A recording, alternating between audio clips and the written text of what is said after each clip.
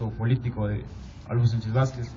El itinerario del cual se va a componer la ponencia, primero que nada, es la distinción entre determinismo y libertarismo, dos conceptos que Adolfo Sánchez Vázquez maneja en la ética. Después, una somera distinción entre moral y política, implícitamente distinción entre ética y moral. Como tercer punto, manejar la dicotomía en política y moral, la relación que hay. Y el último punto, que es como que el tema principal de la ponencia, es el ejemplo de la relación entre moral y política con los partidos políticos. Sánchez Vázquez, en su libro Ética y Política, habla de los partidos políticos de izquierda y de derecha. Un poco para adelantar esta idea, porque es la en la cual me voy a centrar, él promueve que en el Estado deben de regir los partidos de izquierda, porque son partidos que fomentan los valores. Tendríamos que reflexionar si eso es viable, o también reflexionar si son necesarios los partidos políticos en el Estado, o si no lo son, ¿cuál sería el mecanismo o el método para poder regirnos en sociedad o en el Estado? O un ejemplo o una solución contemporánea serían los candidatos independientes, ¿no? Eso ya Sánchez Vázquez no lo plantea, pero desde mi reflexión personal podría ser esa solución que se podría dar, ¿no? Entonces, ya entrando en la ponencia, un poco la semblanza de Sánchez Vázquez, ¿no? Como estuvieron en la conferencia magistral el doctor Ambrosio, ¿no? Mencionó mucho a Sánchez Vázquez desde el punto de vista de la filosofía de la praxis, ¿no? Y el marxismo. Se le conoce más por esas corrientes. Sin embargo, yo no voy a enfocar aquí en eso, ni en el marxismo ni en la filosofía de la praxis. Solamente me voy a centrar en la política, obviamente basándome en la ética.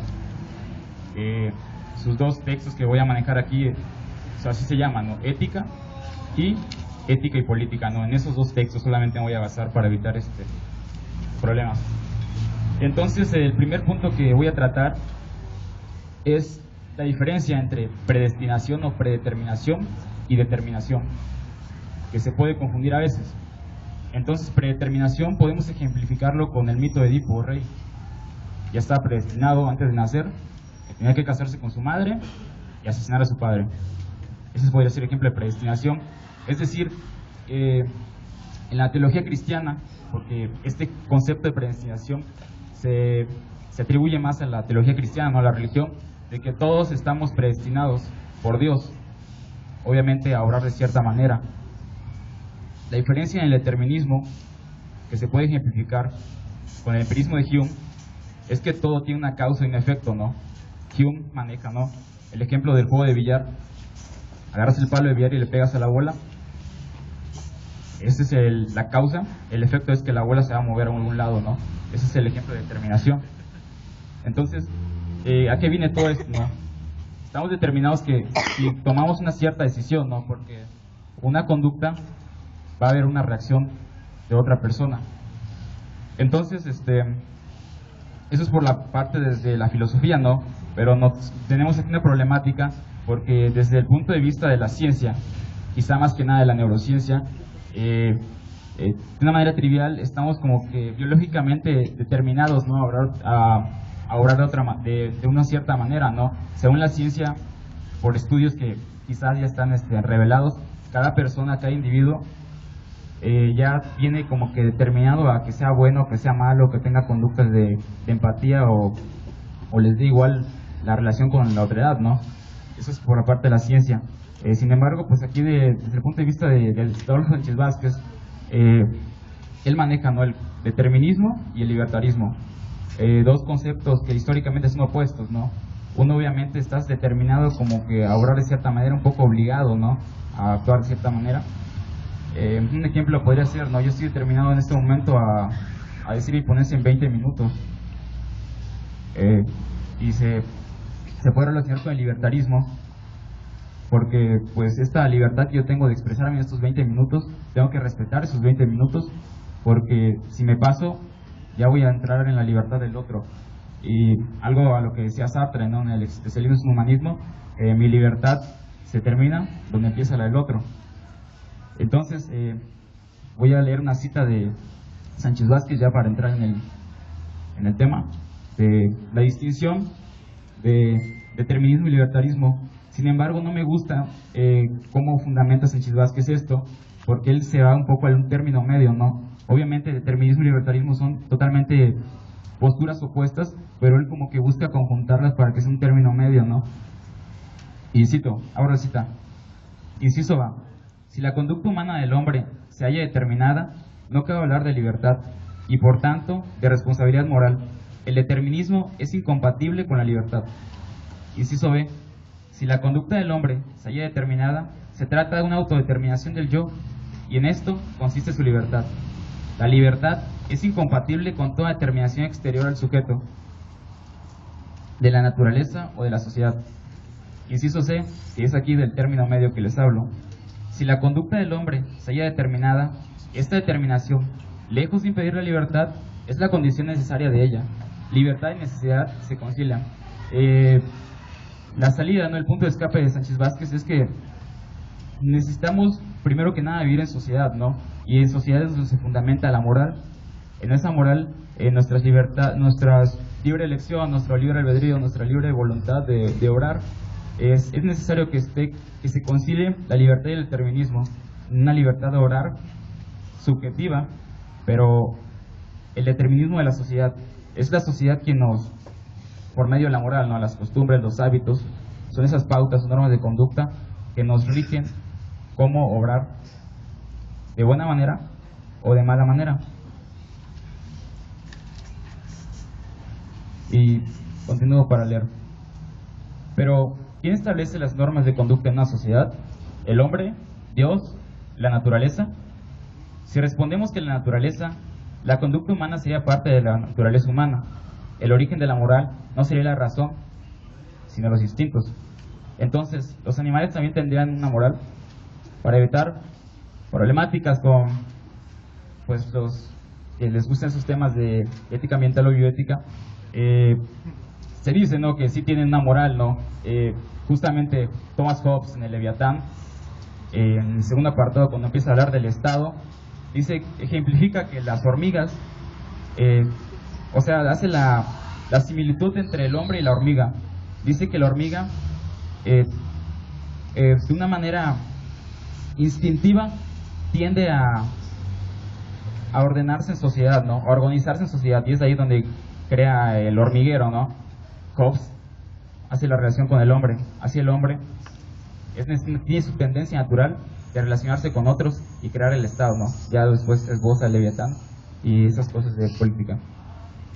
Continúo. Si nos inclinamos por Dios, el problema aquí sería que la moral no estaría en nosotros, sino fuera de nosotros. Además, ¿cómo se establecerían dichos principios? ¿Que no se pondría en duda la veracidad de las pautas? Por último, decir que con el hombre se tiene la génesis de la moral sería algo azaroso, porque en primera instancia tomaríamos al hombre como una abstracción y lo extrapolaríamos fuera de la sociedad y de la historia. Por consiguiente, se caería en un historicismo. Y para Sánchez Vázquez es importante seguir un progreso moral porque, como decía anteriormente, es el proceso histórico de la sociedad que nos forma para obrar de cierta manera, ¿no? Bien. Entonces aquí voy a someramente explicar la distinción entre ética y moral porque erróneamente a veces se confunde. Se toma como sinónimos ética y moral. Creo que sería pertinente explicar un poco, ¿no? La ética pues igual se llama filosofía de la moral, ¿no? Y como toda filosofía es una reflexión sobre un estudio racional sobre los actos. En este caso los actos que reflexiona la ética o la filosofía de la moral pues son los actos humanos, no sé si decir no humanos también, de la conducta, ¿no? Obviamente estos actos que ya es entrar al plano de la moral, esas normas de conducta o pautas, pues las adoptamos por medio de las costumbres, por los hábitos, ¿no? Es por eso decir que cada moral es, en cada diferente país, estado, ciudad, es relativa, ¿no? Lo que te puede parecer a ti, o desde el punto de vista subjetivo, lo que te puede parecer bueno a ti, a otro le puede parecer malo. Entonces ahí están las costumbres o la historia que te dicen, no, pues esto es malo por esto, o esto es bueno por esto, ¿no? Continúo. Anteriormente preguntamos quién regulaba las formas de conducta. Concluimos que el hombre, entre paréntesis. Ahora preguntémonos, ¿cómo es que se regulan las acciones del hombre? El comportamiento humano puede ser regulado, según Adolfo Sánchez Vázquez, por la religión, por la ciencia, por el derecho, por el trato social y por la política. Nosotros no vamos a entrar solamente en la política, pero bueno, por la religión, pues, si son feligreses pertenecientes a la religión, o cualquier religión, secta, pues cada grupo, cada asamblea tiene sus reglas de conducta, ¿no? Por la ciencia, igual lo que mencionaba anteriormente, ¿no? Que está determinado por la neurociencia actuar de cierta manera. El derecho se relaciona un poco con la política por medio de esas leyes, ¿no? El derecho natural, el derecho positivo. Y bueno, el trato social, que quizás es un punto muy importante, ¿no? Que estriba una concepción desde Platón y retoma Thomas Hobbes, ¿no? De como me trates, te trato, ¿no? Es un principio sumamente importante en la ética y en la moral. Y bueno, me voy a centrar en la política, pero antes de entrar en el tema, voy a leer la definición de política de Adolfo Sánchez Vázquez. Y dice: por política entendemos la actividad práctica de un conjunto de individuos que se agrupan más o menos orgánicamente para mantener, reformar o transformar el poder vigente con vistas a conseguir determinados fines u objetivos. En la política se pone de manifiesto la tendencia a conservar, reformar o cambiar la relación existente entre gobernantes y gobernados. Mayormente no los filósofos políticos, ¿no? Desde la filosofía griega hasta la modernidad, o quizás hasta ahora, se atribuye mayormente los contractualistas, ¿no? Que nos reunimos, ¿no? Es una tendencia natural del hombre reunirnos en sociedad para vivir mejor, ¿no? Retomando el ejemplo de Thomas Hobbes en el Leviatán, se tiene un estado de guerra, ¿no? Se vive en penuria, ¿no? Una carencia individual, y para vivir bien se unen en estado, ¿no? Y así es donde buscan, obviamente, vivir mejor. Continúo.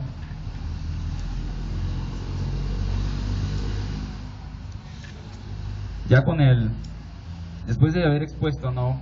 Un poco lo de qué es política, un poco qué es moral, pues la relación entre ambos, ¿no? Para esto voy a atribuir el ejemplo que pone Adolfo Sánchez Vázquez de los partidos políticos, ¿no? Si son pertinentes, si son necesarios o no para formular el Estado. Entonces, ¿cuál es el medio para que se decida quién debe de tener los hilos, ¿no? Quién debe manejar el Estado, quién debe estar en la cabeza? Adolfo Sánchez Vázquez dice que es obviamente no de una manera evidente, ¿no? Porque es contemporáneo, ¿no? Hace 4 años que falleció. Dice que el voto. Entonces hay que definir qué es el voto primero. El voto es la decisión individual con la cual se apoyará de manera directa a un candidato en una elección. Este término deriva del latín votum, cuyo significado es promesa de Dios. El votum se efectuaba entre los romanos y griegos para refrendar una decisión hecha a un dios o deidad, con fines espirituales. En el ámbito político, se utiliza el voto para la elección de diversos candidatos que desean ocupar algún cargo público. Fin de la cita. Pero, ¿qué es un partido político? Para Adolfo Sánchez Vázquez, un partido político es la expresión orgánica de los intereses y aspiraciones de diferentes clases o sectores sociales. Son también vehículos de poder en sus diferentes niveles, ya sea federal, estatal o municipal. Aquí se hace también, Sánchez Vázquez, la distinción, ¿no? De un partido político o un movimiento social o movimiento ciudadano. No pretendo hacer aquí propaganda o algún partido, no me inclino a ninguno, pero obviamente no, en nuestra circunstancia actual, en las recientes elecciones, no se tiene ahí la distinción, y se puede ver específicamente, ¿no?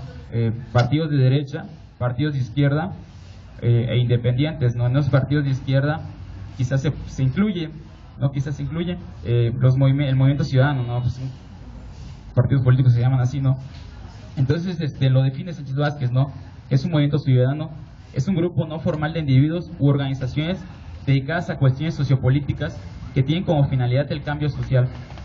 Entonces, ¿cómo distinguir entre un partido político y un movimiento ciudadano? Sánchez Vázquez lo explica en su libro Ética y Política.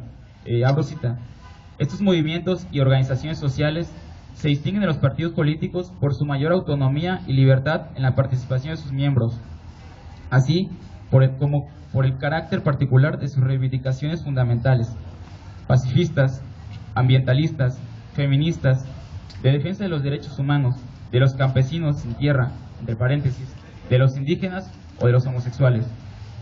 Pero independientemente de lo que distingue de los partidos políticos, la actividad práctica de estos movimientos y organizaciones siempre es política en cuanto que entraña cierta relación de presión, protesta o abierta oposición con el poder existente.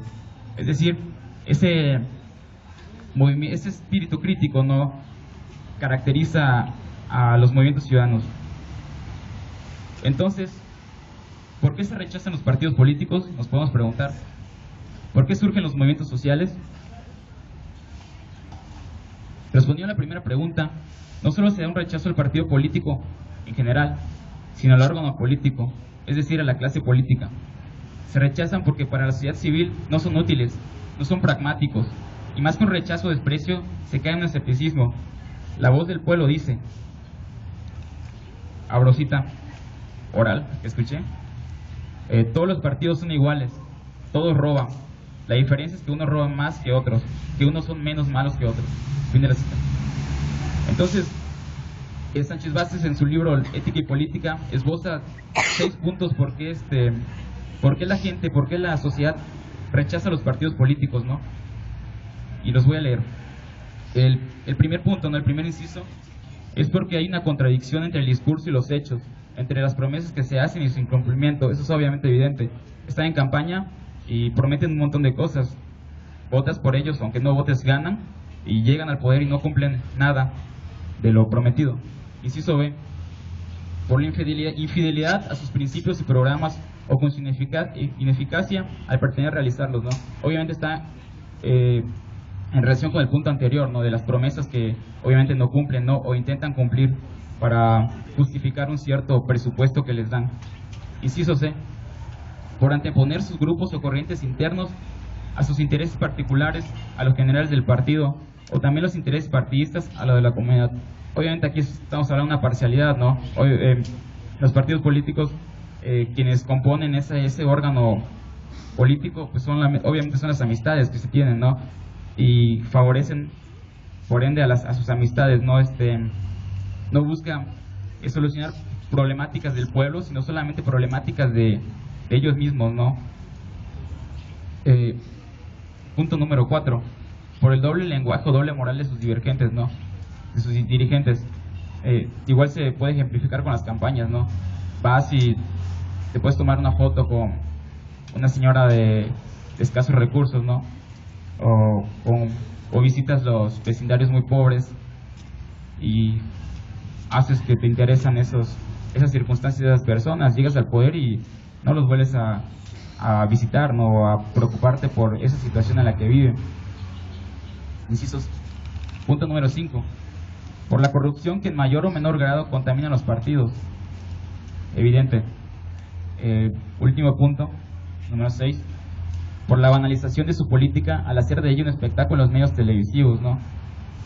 Esas campañas, ¿no? De que primer informe de gobierno, que se hizo tal cosa y tal cosa, que siendo realistas en la mayoría de los casos no hacen nada. No estoy diciendo que todos los políticos son iguales, porque obviamente hay personas que sí cumplen entre comillas lo que prometen, pero no todos. Lo que quiero dejar en claro es que yo no estoy en contra de los partidos políticos, estoy en contra de las personas que conforman los partidos políticos. Quizás de una manera ingenua, desde mi punto de vista yo, o una manera, soy muy positivista en ese sentido, positivo, de que si se cambian las personas que conforman esos partidos políticos, se puede vivir mejor, ¿no? O quizás no. En eso, pues igual, ¿no? Puedo decir que si no pasa eso, que si no son las personas, que si son los partidos políticos la enfermedad del Estado, si se erradican, ¿Cuál sería el mecanismo para llevar un orden en la sociedad, ¿no? Estar sin partidos políticos y sin Estado sería la solución, pero pues ahí tendríamos que tener una buena educación moral para tratar al otro como quiero que me traten.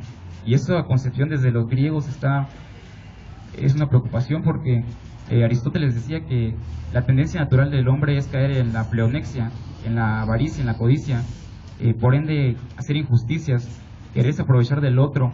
Entonces